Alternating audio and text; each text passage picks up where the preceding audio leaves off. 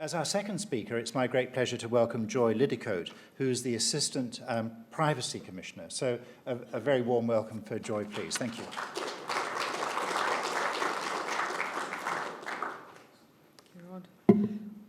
Kia ora tātou, welcome. It's a pleasure to be here with you tonight, and I'm grateful for the opportunity to support the program focusing on the Magna Carta.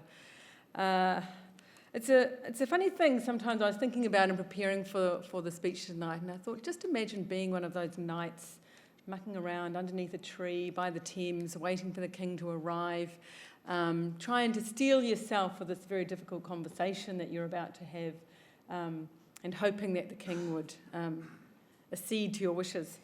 And it's an interesting year to have watched. There's been so many things written about the Magna Carta, the Great Charter as it's been called, so many tales told. And I won't rehearse them all here, but I do think it's worth noting that many commentators agree that there's very, very little in the Magna Carta, if you were to be able to read it today, because it was written in Latin, of course, that would contain anything that looks remotely like the modern society that we have.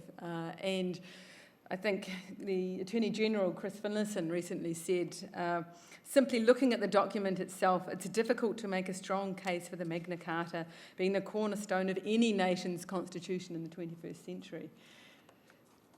So it's interesting to think about what that means in the context of the digital age and security and privacy. I mean, the original document was written in Latin, as I mentioned. It had 63 clauses that dealt with important issues of the medieval day, such as the release of the Welsh soldiers, the right not to be compelled to build bridges, limiting the taking of property in wood without consent, and interestingly enough, matters such as the rights of widows, which, centuries later was still relevant. But it was almost immediately repudiated, resulting in a civil war that only ended with the death of King John. And it was really honoured more in the breach than it was in the honouring of it, and really only revived in the 16th century. So it's interesting to think then, how is it that this document's led to having these enduring values that we would still even think might be remotely relevant in an era of the internet?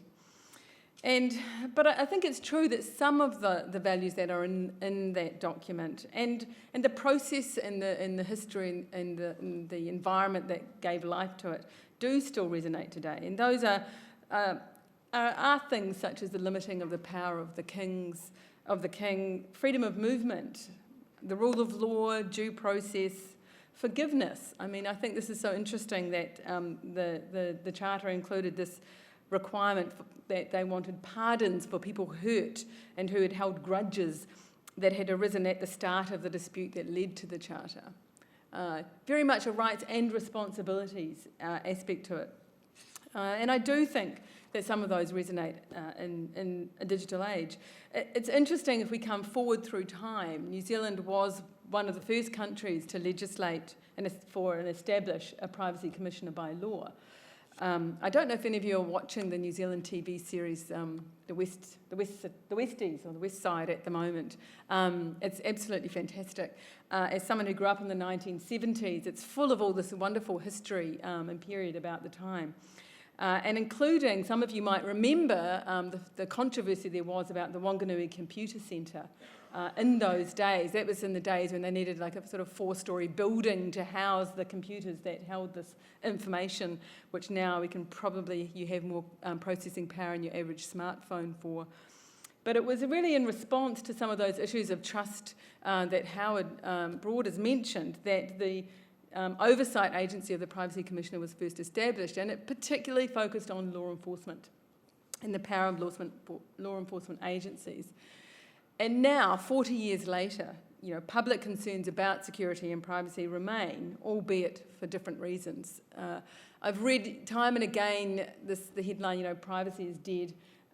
Privacy is not dead. New Zealanders are more concerned than they've ever been about privacy, but they're defining for themselves and in their own ways what those concerns are.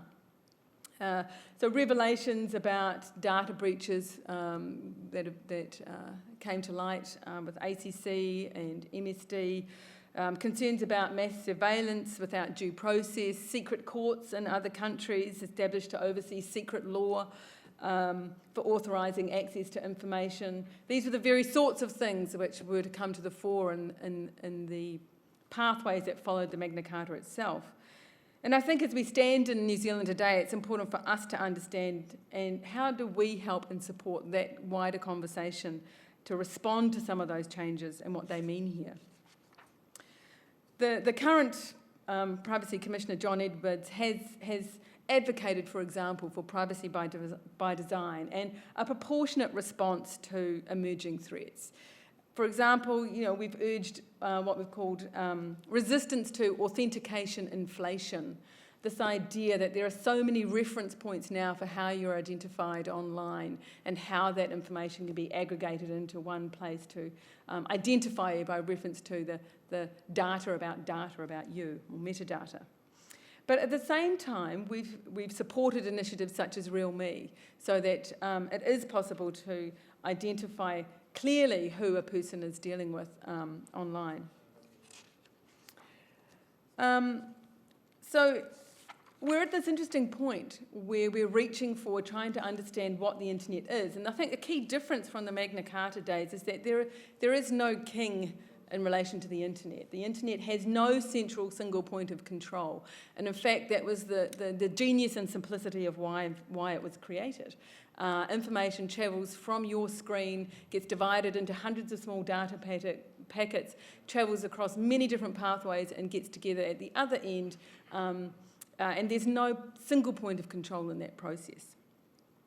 So Tim Berners-Lee, who invented the World Wide Web, some of you might remember Alta Vista, which was a search engine that existed before Chrome and Firefox and Internet Explorer did. Tim Berners-Lee invented that idea that you could browse online using this web. And he's been supporting the idea of a Magna Carta for the internet in the last couple of years. And before I started at the Privacy Commissioner's office, I had the opportunity to be on the advisory committee supporting the development of ideas around this. And I think it's very interesting because this was a global group with representatives from Pakistan, India, Kenya, different parts of South Africa, Latin America, and Europe and the Pacific. And their views about a Magna Carta were extremely mixed. Some of the voices from the Global South, for example, resisted this idea that there should be these legal norms imposed on them from their Northern American and Northern counterparts.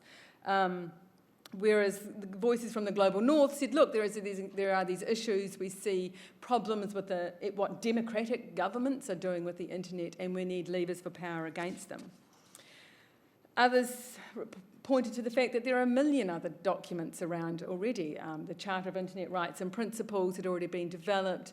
The Italian government's introduced legislation at national level. There was the feminist principles for the internet. There were 1,000 flowers blooming. Why do we need a grand charter? And still others pointed to the much, much older documents than the Magna Carta and said, call that a grand charter. What about the Hindu Vedas, the Babylonian Code of Hammurabi, the Bible, the Quran, the Analects of Confucius, the great works of the Incans and the Aztecs? They were far more advanced at the same time as a few knights sitting under a tree worrying about the wood that was being cut down. So it was quite interesting to see them debate about that idea.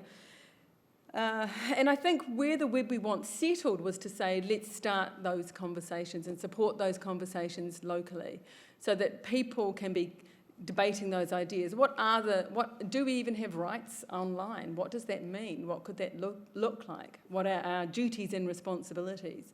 And much more a conversation about bringing in those who created the internet and those who are using it, the private sector, for example. And we've seen new things emerge as a result. So, for example, just last month or a couple of weeks ago, the United Nations appointed a brand new mandate holder, a special rapporteur on the right to privacy. And this follows specifically from government's concern about revelations of surveillance of the German Chancellor and the Brazilian President's cell phones by their political counterparts. Governments also reaching for new ways to hold each other accountable and understand what the right to privacy means in a digital age. So we don't have a grand Magna Carta yet, but we're still in a point of evolution, and we just don't have one yet. We might. And I think it's interesting to think about, if you had the chance to put forward what you think should be sort of some of those core principles, what do you think they might be? I think just in closing, I'd reflect that, in New Zealand, I see some quite strong parallels between those wider discussions about do we need new law or not in relation to the Where We Want proposal, with some of the discussions around the Harmful Digital Communications Act, which has just recently been passed and about which I'm sure Martin will speak more eloquently than me. The Act took quite a few years to develop, and we saw these debates and quite clear divides actually around, isn't the internet this wild, wild west and it's completely unregulated, with others saying there's so much regulation on the internet, how much more do we need? And others seeing it as this grand space that should always be open and free. And I think New Zealanders did take a common sense approach. They developed a set of quite clear principles that they wanted to apply and thought about mechanisms that they could use in a practical way in their daily lives that would help them with the sorts of interactions they need help with. And the time will tell if those work or not. But I think it's another moment in our progression, in our history around the development of new norms in a digital age. So I think, the Privacy Commissioner, we've welcomed that new Act. We like the principle-based approach. The Privacy Act itself contains principles which we think have stood the test of time. And I think it's worth saying then that I do see a parallel between modern privacy and the Magna Carta, and that in a way that Great Charter was about principles over power. It was about bending the knee of the king to listen to what it was the people had to say. And even though those principles now quite rightly look very medieval, although we might still be concerned about the trees that get chopped down in different parts of our native forest, it's still a testament, I think, to the potency of the central idea of principles over power, and to the Magna Carta itself, that it holds such a place with us even today. Thank you very much.